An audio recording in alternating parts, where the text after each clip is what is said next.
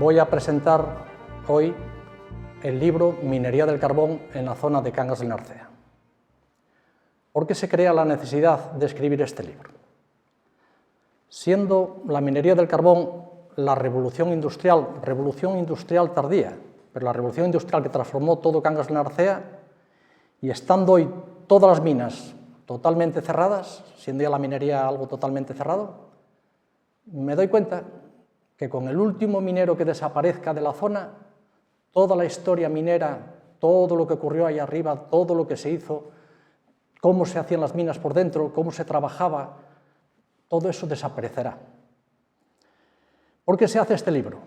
Para que en el futuro todo aquel que quiera saber qué ocurrió aquí en esta zona con el carbón tenga un sitio donde pueda ir a buscar datos técnicos, como puede aportar ese libro, datos curiosos y característicos, como son 20.000 fotografías que también hay en el libro, de la forma de cómo se trabajaba, también elementos gráficos, porque acompañando al libro hay elementos gráficos como son un vídeo de un día entero trabajando como se trabajaba en la zona, en Rengos, aquí en Cangas del Narcea, con una mega máquina, un automarchante que en su momento fue puntera a nivel casi, por lo menos de España, a nivel nacional fijo, a nivel europeo posible que también, por las dimensiones que tenía, y eso muy poca gente lo sabe. También se necesitaba que quedara pues alguien, algún minero, que de alguna forma se entrevistara y contara cómo era la mina, cómo era su trabajo, cómo lo desarrollaban.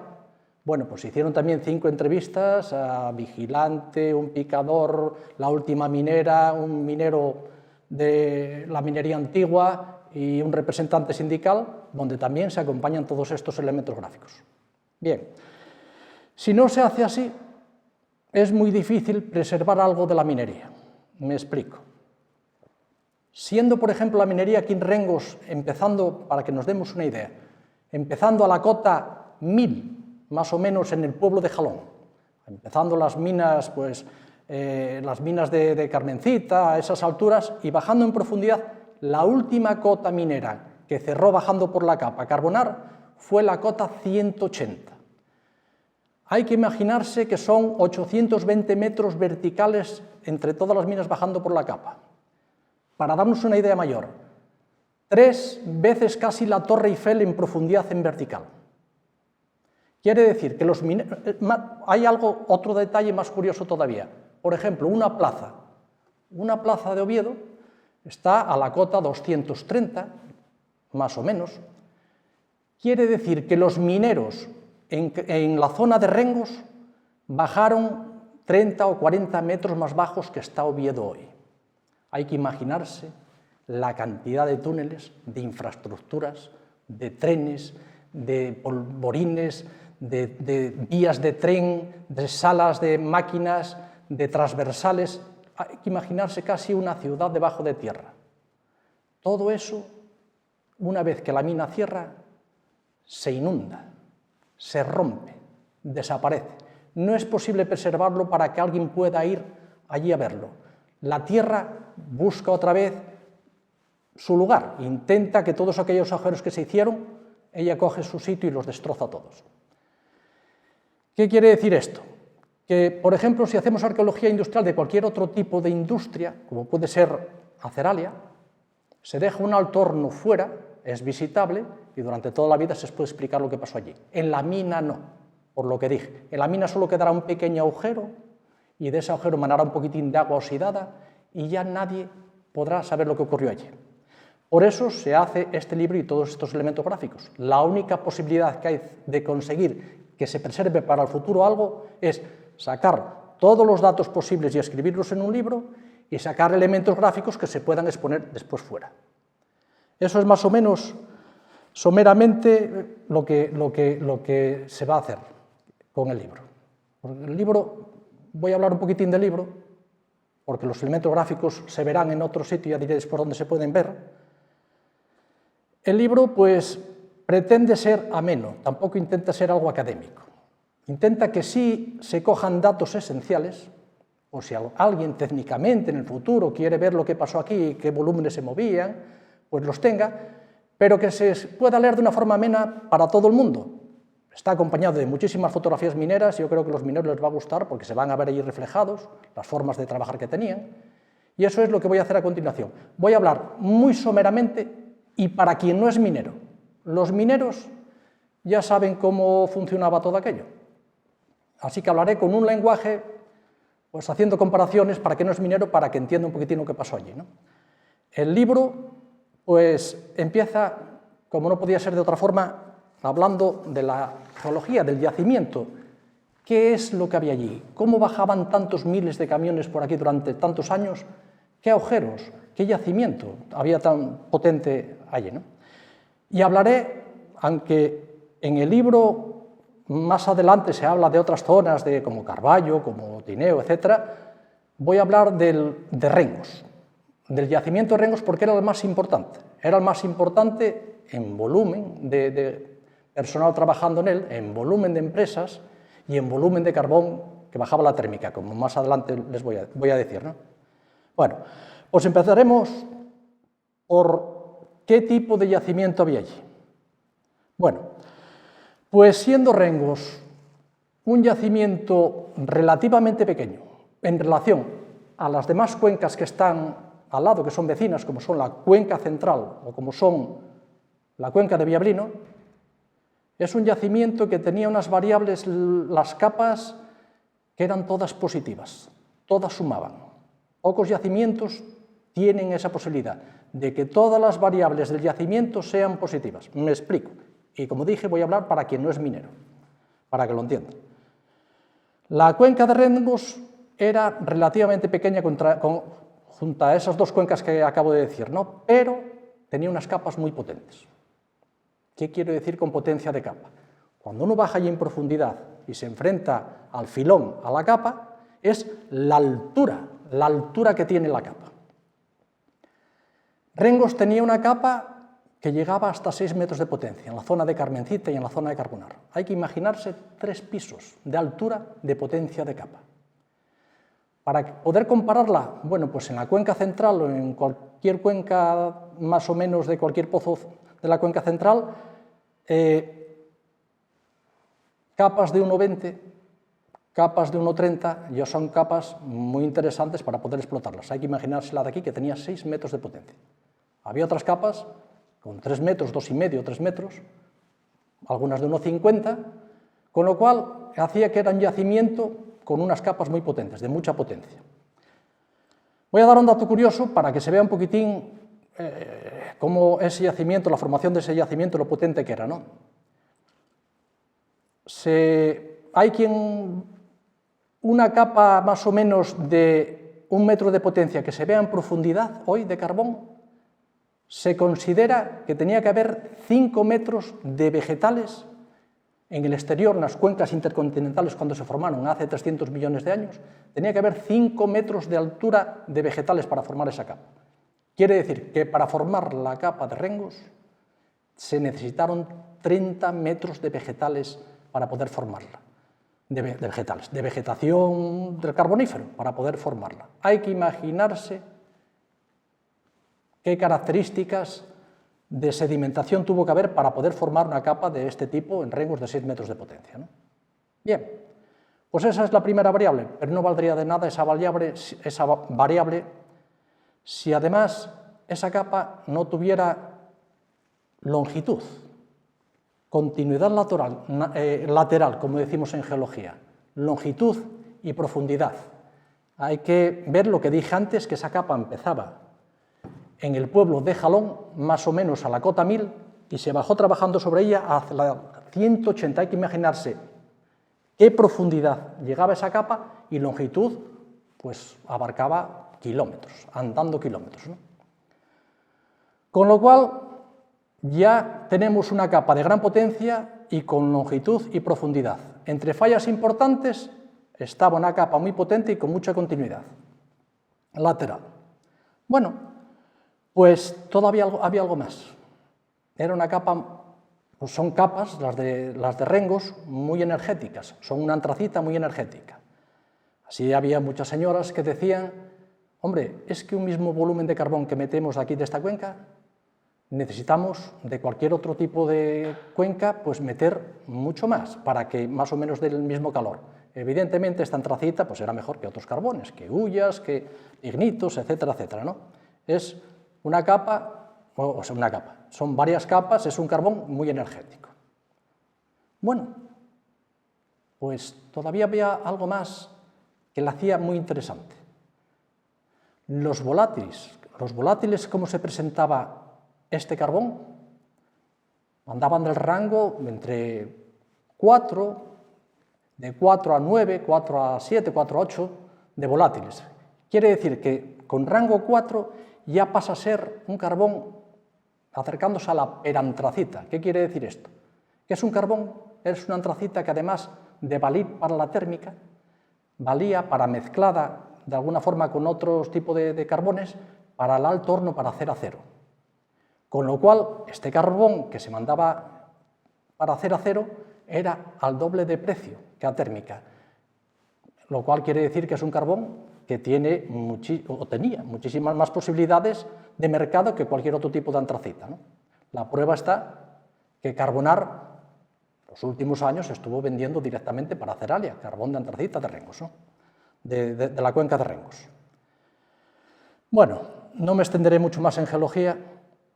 Sí, como dato curioso añadiré, pues hoy que se lleva tanto el problema medioambiental y los cambios geológicos que hubo en la historia de la Tierra, pues cuando se formó el carbón en estas zonas, en estas cuencas intercontinentales de la zona de Cangas del Narcea, hoy vemos que los ríos, como el río Narcea y todos los acuíferos, van desde el sur hacia el norte. Empiezan en el sur y van hacia el Cantábrico. Hace 300 millones de años, en aquel momento, todos discurrían al revés. Todos aquellos acuíferos que aportaban a estas cuencas empezaban por Tineo, bajaban por Cangas, llegaban por Rengos, giraban hacia el este, iban hacia Villavellino y hacia la zona de Castilla. Iban totalmente al revés. Bueno, es una anécdota curiosa y con esto pues voy a pasar a otro punto del libro y vamos a dejar la geología para el que quiera tener un conocimiento más puntual, más técnico de la geología. El libro sí hay elementos, cortes, tectónica, va en muchísima más profundidad, ¿no? El libro pasa a otro punto que es la reseña histórica del carbón. En este apartado se hace un recorrido histórico del carbón nacional y cómo influyeron los acontecimientos exteriores en el desarrollo de esta industria extractiva. Bueno, el libro abarca ya no solo Cangas del Narcea, sino el carbón nacional, cómo de alguna forma pasa pues, por épocas de crisis, guerra mundial. La Primera Guerra Mundial, por ejemplo, Inglaterra, que vendía el carbón directamente y competía en España con el carbón nacional, bueno, necesita todo su carbón. En ese momento cierra un poco la posibilidad de exportar el carbón hacia España y es ese momento cuando la industria minera española necesita volver a reorganizarse para poder abastecerse, ¿no? Acaba la Primera Guerra Mundial, Inglaterra vuelve otra vez a estar en el mercado y vuelve a destrozar el mercado nacional. Era más competitiva y no era porque fueran malos mineros aquí. Había muchas variables, pero bueno, algunas pues eran también de tipo político, evidentemente estratégico, evidentemente, vamos a ver, Inglaterra, un detalle, cogía su carbón, traía un barco al puerto de Asturias, cogía otro material, cualquier otro que fuera, lo subía al barco y lo llevaba a Inglaterra, con lo cual dividía el porte del carbón entre esos dos materiales. España no.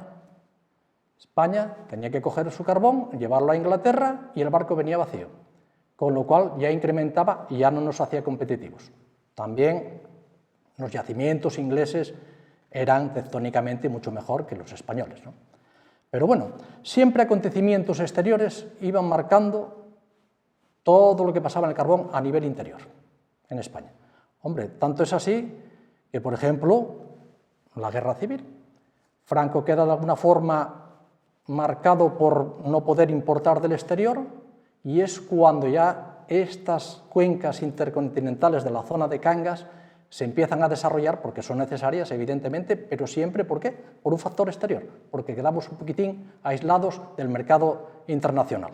En esta reseña histórica del carbón hay gráficos muy significativos de producciones, de sueldos de la época, personal contratado, hombre, datos característicos como que en el 1953 había 100.000 mineros trabajando a nivel nacional. Se ve un poquitín la potencia que tenía el carbón, ¿no? Hombre, se ve mucho mejor la necesidad y la potencia que tenía ese carbón cuando se utilizaba para siderurgia, ferrocarriles, fábricas de gas, coquerías, centrales térmicas, cementos, navegación, industrias químicas, explosivos, marina de guerra, fábricas de cables, industria textil, para todo. Para todas las industrias. No había revolución industrial de ningún tipo sin el carbón. Bueno, pues viene un poquitín explicado en la reseña histórica del carbón todo este proceso, ¿no? Cangas del Narcea se desarrolla muchísimo más tarde.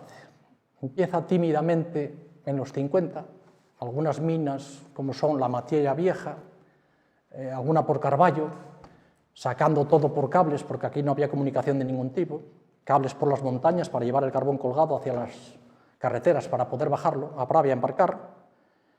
Y ya posteriormente, que fue lo que realmente revolucionó la zona, pues fue sobre los 60, la térmica de Soto de la Barca, a 30 kilómetros de las minas, que de alguna forma ya el problema del transporte lo eliminaba, bajaban todo el carbón por allí, lo hacían energía y ya de alguna forma lo llevaban por la red nacional, ¿no? Este es el momento álgido e importante de Cangas del Narcea. Es el momento en que hay que ir a buscar gente a Ibias, a Galicia, a Portugal. Aquí no había bastante gente para poder trabajar en las minas. Ese es el momento en que se empiezan a construir pisos, edificios, todos sobre plano, se vendían sobre plano. No había, de alguna forma, ni una piedra puesta antes de comprar el edificio, porque había una demanda impresionante de pisos para la gente que venía a trabajar a Cangas.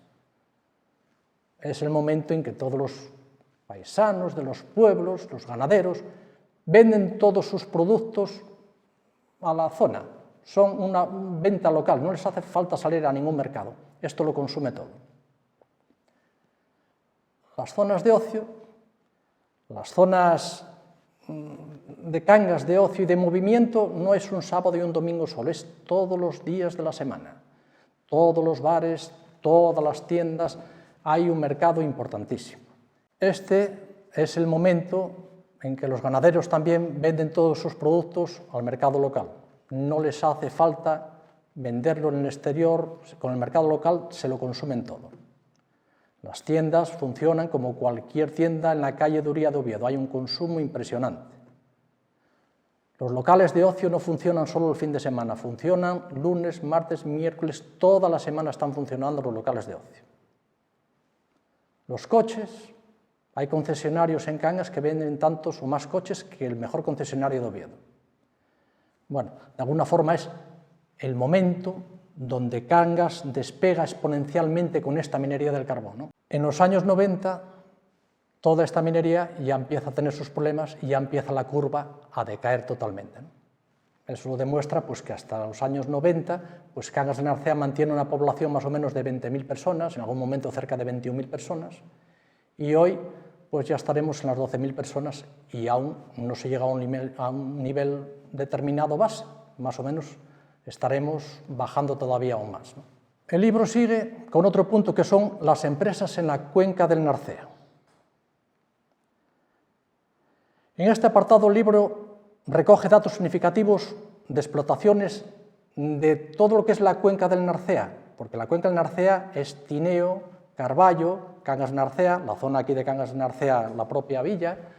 Esa es la cuenca de Cangas del Narcea, ¿no? Aunque después ya se centra en Rengos por ser la más importante y porque otras cosas, porque la última mina cerrada que se podían sacar fotografías, que es la Carbonar, estaba en Rengos, ¿no?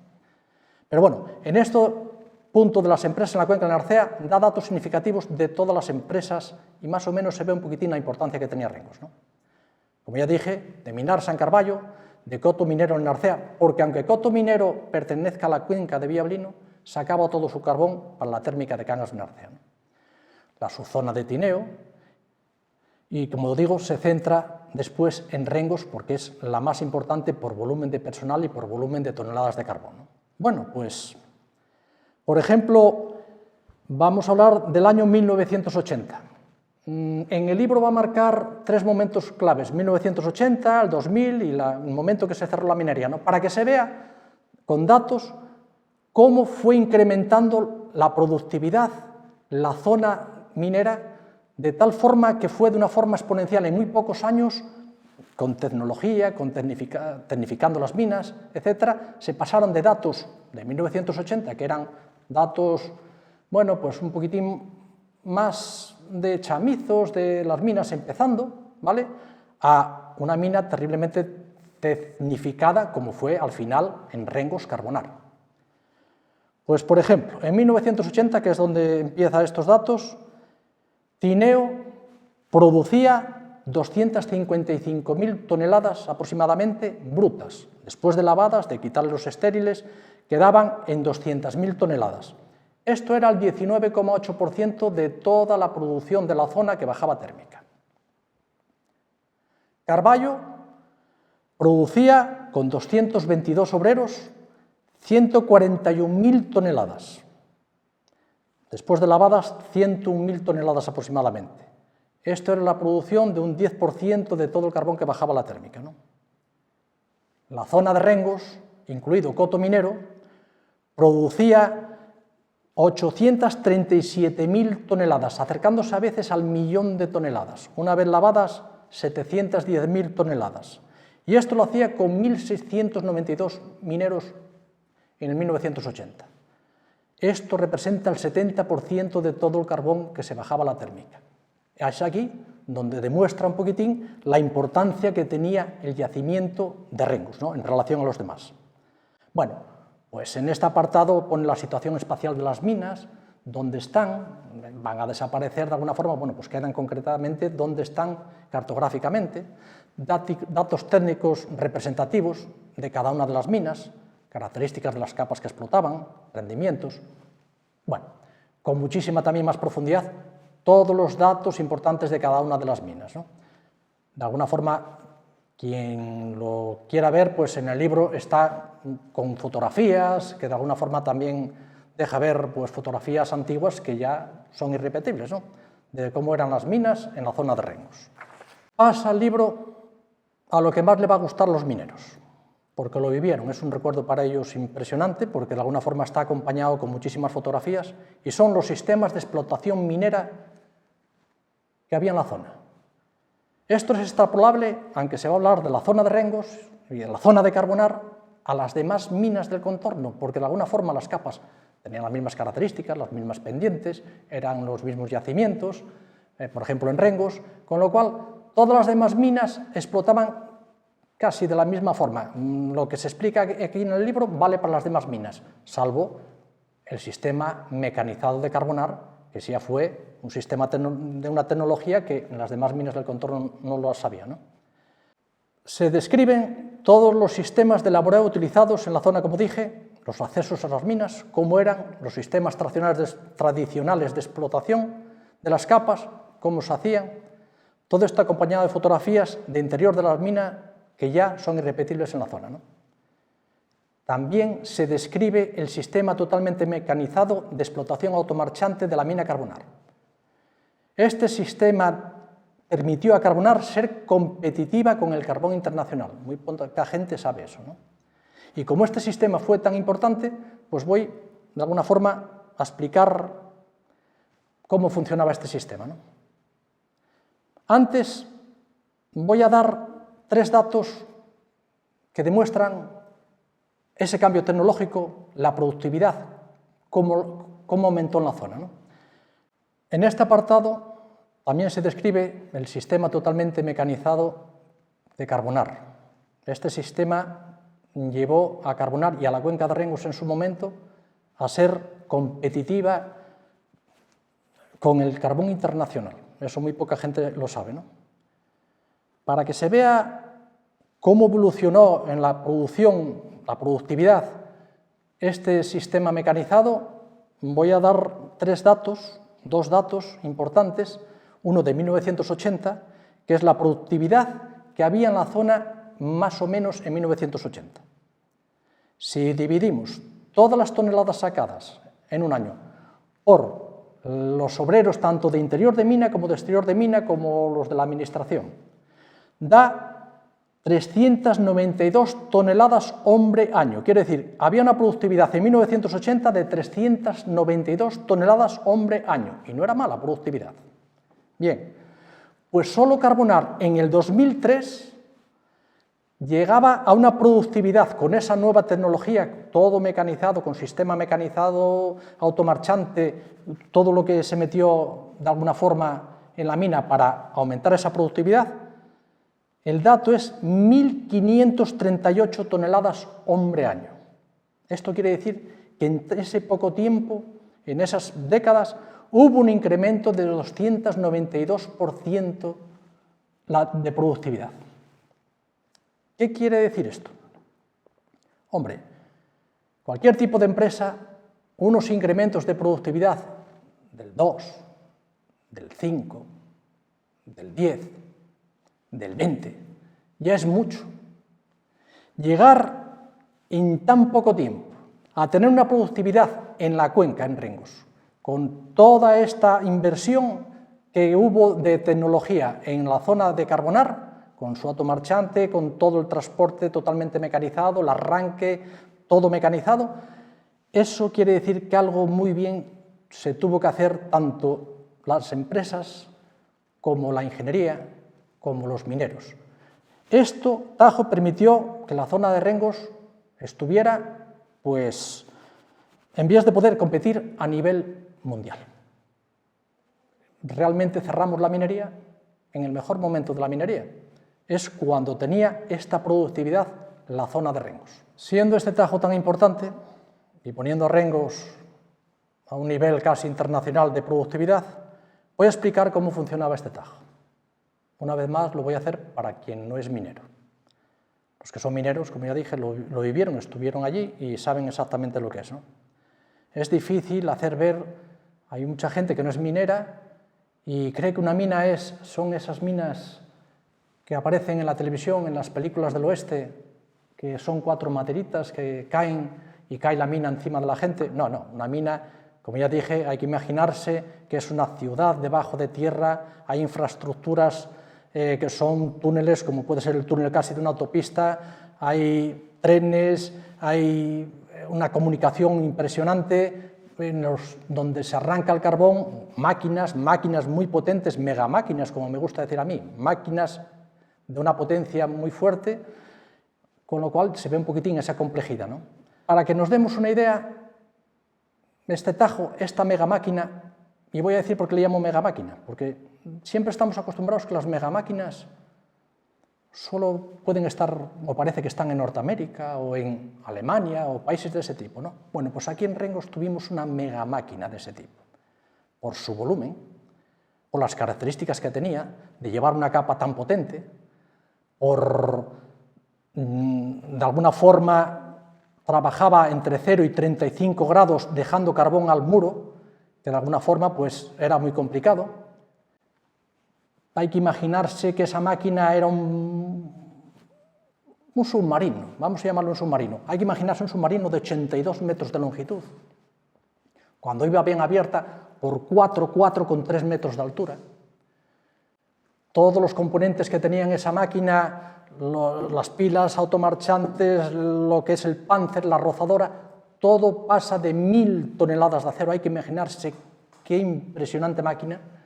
Estaba metida ahí debajo tierra, esa máquina además estaba trabajando a 600 metros de profundidad respecto a la vertical de la montaña de San Martín de los Eiros, recorría cientos de metros sacando carbón, sujetaba la montaña mientras que sacaba el carbón, evacuaba ese carbón a una velocidad de 1.000 toneladas de carbón por hora y dejaba que la montaña se rompiera por detrás. Hay que imaginarse todo eso debajo de tierra para ver un poco la importancia que tenía esa tecnología.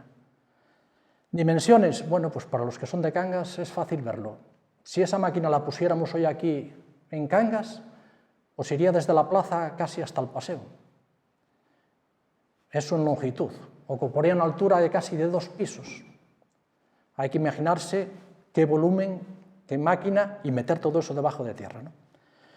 Bueno, pues esta máquina, en los últimos años, la llevaron gente de Cangas, con compañeros polacos, pero gente de Cangas, mineros de Cangas, mineros que estaban terriblemente especializados, y no solo en picar como antiguamente y sujetar con maderas, que también lo hacían, no, en llevar este tipo de tecnología, en conocer la hidráulica, en conocer la electricidad, en conocer las presiones, en saber manejar este barco, este submarino debajo de la montaña de Rengos.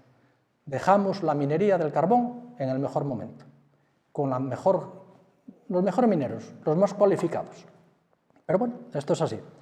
Ese Tajo queda enterrado a 600 metros de profundidad, como dije, bajo la vertical de la montaña de San Martín de los Eiros, ¿no? Respecto al valle, pues 300 y pico metros. Alguien se preguntará por qué algo tan costoso, por qué una mega máquina, como dije, tan costosa, tiene que quedar enterrada y no se saca. Bueno, pues esto, cuando se calcula todo este proceso para meter estas máquinas, ya de alguna forma toda la parte económica tiene que quedar bien especificada, porque la máquina se considera que ya no se puede sacar. No se puede extrapolar a otra mina. Esa máquina está calculada para esa potencia tan grande que había en esa capa de Rengos. Otra capa menos potente es imposible poder meterla. Y deshacer esa máquina en el interior y sacarla para venderla por chatarra no es nada rentable, sería muy costoso sacarla. Con lo cual, ahí queda, me gusta decirlo, el Titanic, es el Titanic del carbón, ahí enterrado en la montaña de Rengos, ahí queda.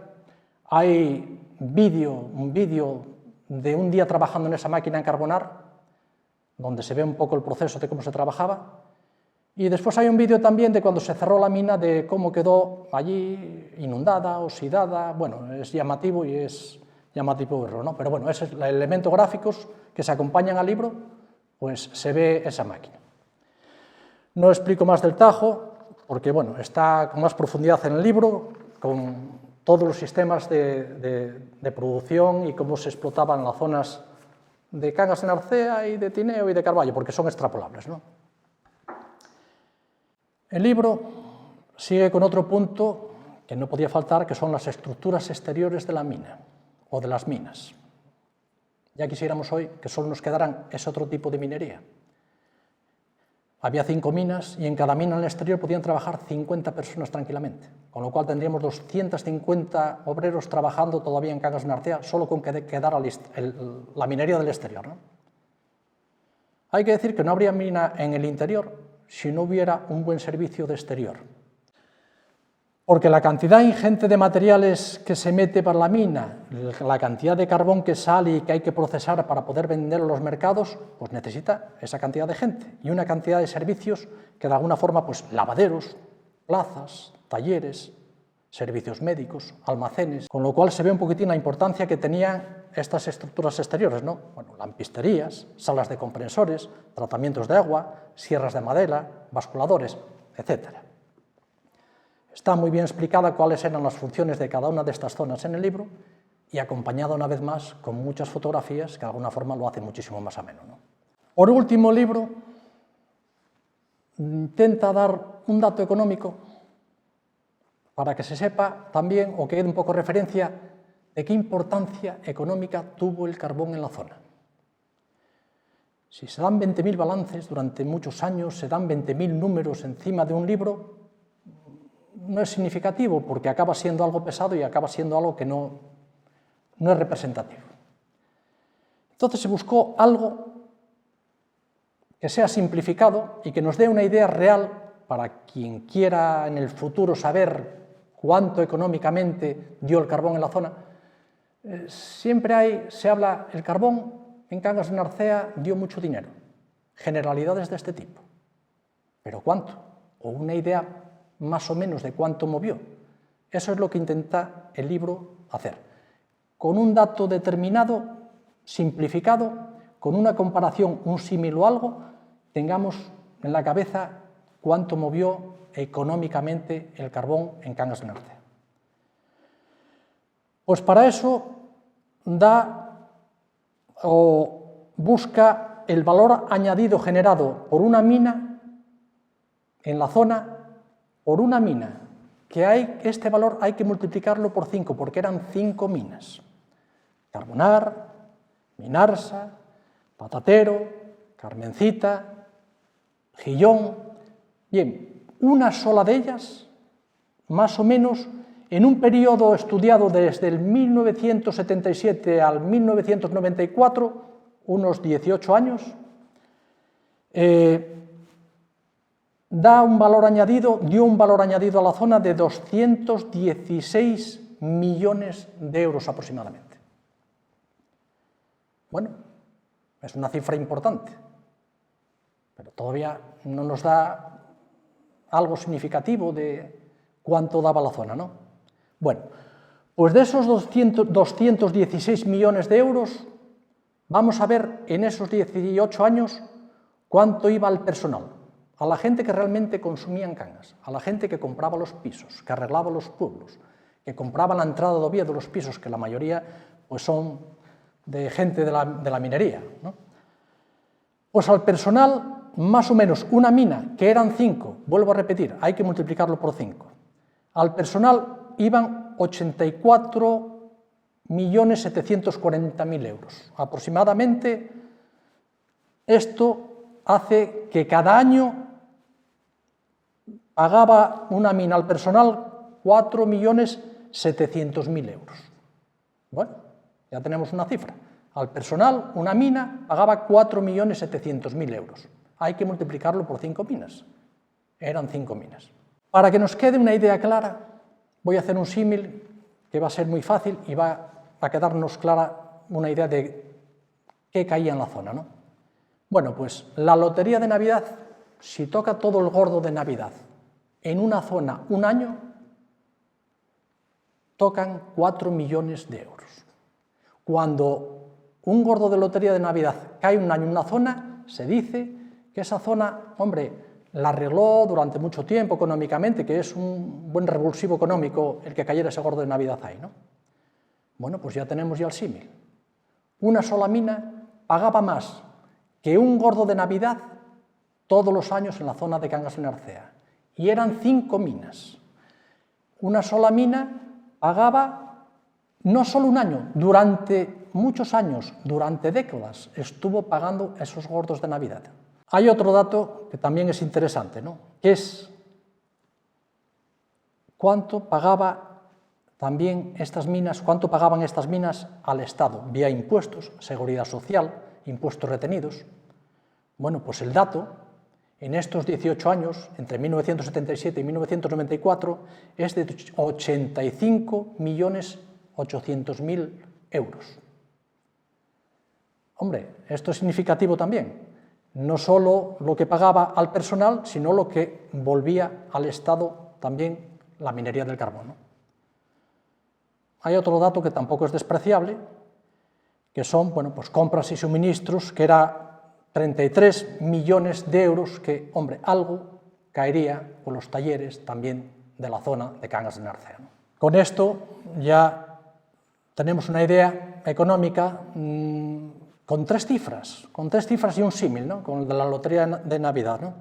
De cuánto dinero dejaba en la zona. Recordemos que una mina dejaba más que un gordo de Navidad al año en la zona de Cangas de Narcea y, como dije, durante muchos años y durante décadas. Una sola mina, que eran 5 minas dando estos gordos de Navidad. El siguiente punto del libro, pues, es un apartado que deja datos estadísticos donde se ve la influencia que tenía directamente la minería del carbón en la zona, ¿no? Pues datos como los siguientes, ¿no? Caídas de población de 21.000 habitantes a, como dije antes, a 12.000.